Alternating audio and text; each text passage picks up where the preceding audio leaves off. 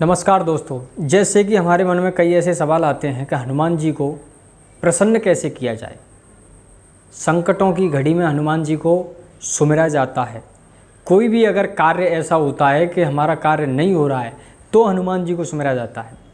हनुमान जी को प्रसन्न करने के लिए हनुमान चालीसा का भी पाठ किया जाता है, सुंदरकांड का भी पाठ किया जाता है, हनुमान अष्टक का भी पाठ किया जाता है, रामायण का भी पाठ किया जाता है हनुमान जी को प्रसन्न करने के लिए। और हनुमान जी जिस पर कृपा करते हैं उस पर जो ग्रह हैं वो अशुभ प्रभाव नहीं दिखाते हैं। अगर आते भी हैं तो उनका आपको कुछ ऐसा महसूस नहीं होगा कि ये अशुभ प्रभाव दिखा रहे हैं, थोड़ा सा झटका लगता है। जैसे एग्जाम्पल में दे देते हैं, एक तो ठेले में बैठ करके जाते हैं और ठेले में बैठ करके टूटे हुए रोड पर जाते हैं तो इतनी दच्चियाँ लगती हैं कि परेशान हो जाते हैं। अब इसी बात को उल्टा लेते हैं, एक व्यक्ति है लग्जरी गाड़ी में बैठ करके जा रहा है तो उसे जो लगेंगी झटके लगेंगे, उन्हें वो परेशान नहीं होगा उन झटकों में, उसे महसूस तो होंगे बोले झटके लग रहे हैं। यही होता है कि अगर हम हनुमान जी की सेवा करते हैं, हनुमान जी की पूजा करते हैं, शनिदेव हो या फिर कोई और भी ग्रह हो, वो ग्रह परेशान तो करता है लेकिन जिस तरह से करना चाहिए वो उस तरह से नहीं कर पाता है।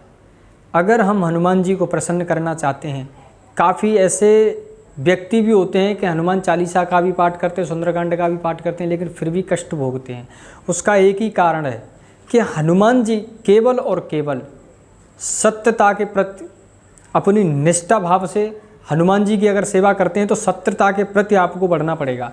हनुमान जी भी अपनी निष्ठा से भगवान राम की सेवा करते थे और पूरी सच्चाई के साथ और पूरी लगन से। अगर हम किसी कार्य को करते हैं तो किसी और का अगर कार्य करते हैं तो उसमें भी हमें निष्ठा पूर्वक ही करना चाहिए। हनुमान जी के मन में ऐसा कोई द्वेष नहीं था, ऐसा कुछ महत्व तो अपनी ज़िंदगी में नहीं था उनके में कि निजी काम करना हो। वो भगवान राम की सेवा में तत्पर रहते थे। जैसे कि जिस समय पर हनुमान जी महाराज भगवान गरुड़ को लेकर के आए थे स्वर्ग में से, तो उनसे किसी ने कहा नहीं था कि आप गरुड़ भगवान को लेकर के आइए। वो लेकर के कब आए थे? जब नागपाश में रावण ने दोनों भाइयों को बांध दिया था। तो उस नागपाश का केवल और केवल एक ही काट था कि भगवान गरुड़ ही बंधन मुक्त कर सकते थे। तो हनुमान जी से किसी ने नहीं कहा था, हनुमान जी स्वयं गए, लेकर के आए। जिस समय पर लक्ष्मण जी को जब शक्ति लगी थी तो वहाँ पर वैद को उठा करके लेकर के आए थे। विभीषण जी ने कहा था कि अगर लंका में से वैद को लेकर के आए तो वो वैद बचा सकते हैं प्राण।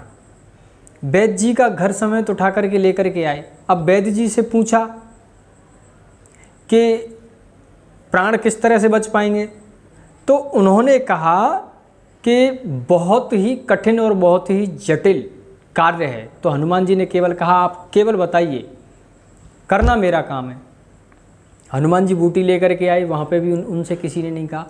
जब भगवान राम और लक्ष्मण जी का हरण हुआ था रात के समय में और अहिरावण जब ले गया था पाताल नगरी में, तो भगवान राम और लक्ष्मण की बलि चढ़ाने के लिए जैसे तत्पर हुआ था तो वहाँ पर हनुमान जी पहुँचे और चंडी के सिर पर पैर रखा और उन्हें नीचे धंसा दिया और भगवान राम को लेकर के आए थे। पूरी सेना सहित संहार किया था।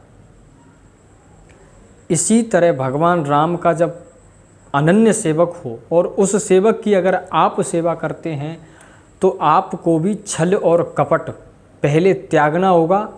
उसके बाद ही हनुमान जी महाराज किसी पूजा को लेते हैं, चाहे सुंदरकांड हो, चाहे भगवान की चौपाइयाँ लेते हैं आप, या फिर हनुमान चालीसा का पाठ करते हैं। सर्वप्रथम आत्मा की शुद्धि, उसके बाद ही पूजा का फल मिलता है। हनुमान जी की शरण में बने रहते हैं तो बंधनों से छुटकारा मिलता रहेगा, समस्याओं से घिरे हुए हैं और समस्याओं से भी छुटकारा मिलता रहेगा हनुमान जी की शरण में। क्योंकि हनुमान जी की पूजा बहुत ही ज़्यादा कठिन है। सरल बताते हैं लोग बाग, लेकिन कठिन बहुत है, इसमें नियमों का कठिनाई है। अन्यथा पूजा करना तो पूजा तो कोई भी करता है, लेकिन उसका जो रिजल्ट मिलता है वो केवल और केवल तभी मिलता है किसी को सताया नहीं जाए। हम अगर सताते हैं किसी को तो ये समझ के चलिए कि हनुमान जी पूजा लेने वाले नहीं हैं, उसका दुष्परिणाम मिलना अनिवार्य है, मिल करके ही रहेगा। हनुमान जी को अगर खुश करना चाहते हैं सर्वप्रथम इसे अपनाइए, उसके बाद आप चाहे चालीसा पढ़िए या सुंदरकांड का पाठ करिए, सफलता ज़रूर मिलेगी। और हनुमान जी को प्रसन्न करने के लिए मंगलवार के दिन मोतीचूर के लड्डुओं को भोग लगाइए। पीपल का पत्ता लेकर के हनुमान जी उस पीपल के पत्ते पे भगवान राम का नाम लिख करके उस पर एक मोतीचूर का लड्डू रखिए और हनुमान जी के सामने अर्पण कर दीजिए, हनुमान जी प्रसन्न हो जाएंगे। और ऐसे भी कई और अन्य उपाय हैं जो कि हनुमान जी को शीघ्र प्रसन्न किया जा सकता है, वो मैं आगे वीडियो में बताऊंगा।